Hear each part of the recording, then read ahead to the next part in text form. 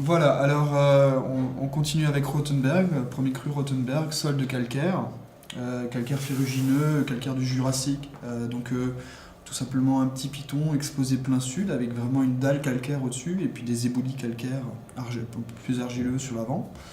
Un endroit qui est assez précoce, qui fait des maturités assez hautes, assez rapides, et toujours des vins avec beaucoup de fruits, beaucoup de profondeur.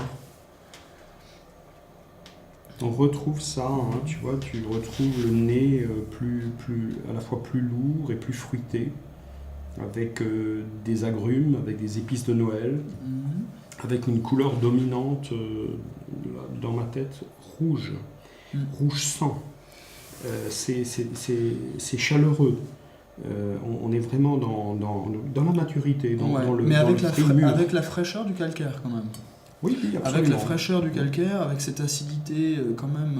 Le rouge dit aussi cette fraîcheur, si tu veux. En même temps, l'agrume, c'est quand même aussi de l'acidité. D'ailleurs, en bouche, ça commence très haut. Hein. Oui, ça commence très dynamique, quoi. Ça commence très comme ça...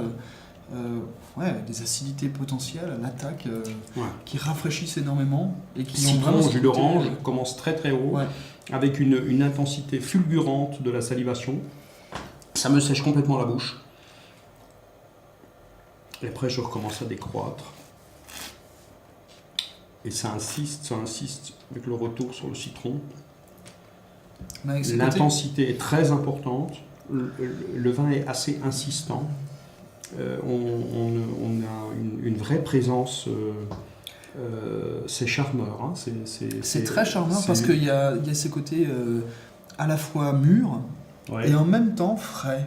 En même temps, cette fraîcheur, ce fruit encore frais, c'est vraiment ce fruit très mûr, mais pas du tout surmûri, pas du tout éteint, pas du tout... au contraire, très dynamique comme ça, très... juvénile, c'est la jeunesse, quoi, ça envoie, quoi. C'est insistant. J'ai écrit « Ne me quitte pas », ça doit dire de là. C'est surtout un vin de souvenir, c'est un vin de finale. Tu vois, j'ai cette bouche comme si j'avais mangé une orange sanguine.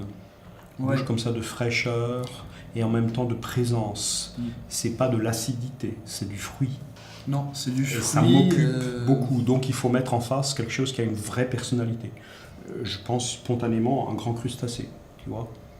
Il faut avoir quelque chose qui a vraiment une vraie personnalité et qui peut faire un équilibre. Mais avec, il faut quand même utiliser l'agrume, quoi.